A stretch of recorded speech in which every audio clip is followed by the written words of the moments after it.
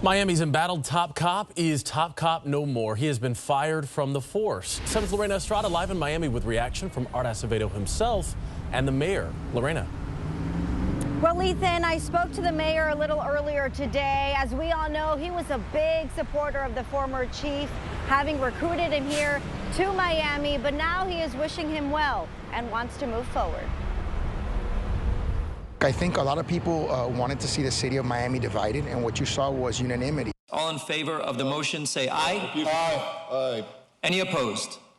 Motion passes unanimous. Miami Mayor Francis Suarez reacting on City Commissioner's 5-0 vote to fire the now former Miami Police Chief Art Acevedo after only 6 months on the job. What we saw was a fair and impartial hearing where the commission went out of their way to want to give the chief an opportunity to present his side of the argument. Chief Acevedo could say anything that would make any difference.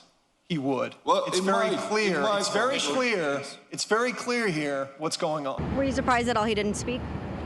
I was surprised. An emotional Acevedo did speak after the meeting. I lament the fact that I will not have the opportunity to continue serving here. I want to reiterate that there are many quality men and women in this department. I want them to know that I admire them and will continue to support them. The mayor, who was once a big supporter of the chief and had such high hopes, with this message. My heart goes out to him and his family. He's a good person. His wife is a great person, and I know his son has suffered, and that, you know, as a young man who had an elected official as a father, I know how hard it can be to go through something like this when your father's being criticized. You don't really have that perspective. So I will always be available to them as a friend. Have you reached out to him? Will you reach out to him? I would love to reach out to him. I think I have to be careful because there's potential pending litigation, and so I don't want to do anything to create any liability for the city.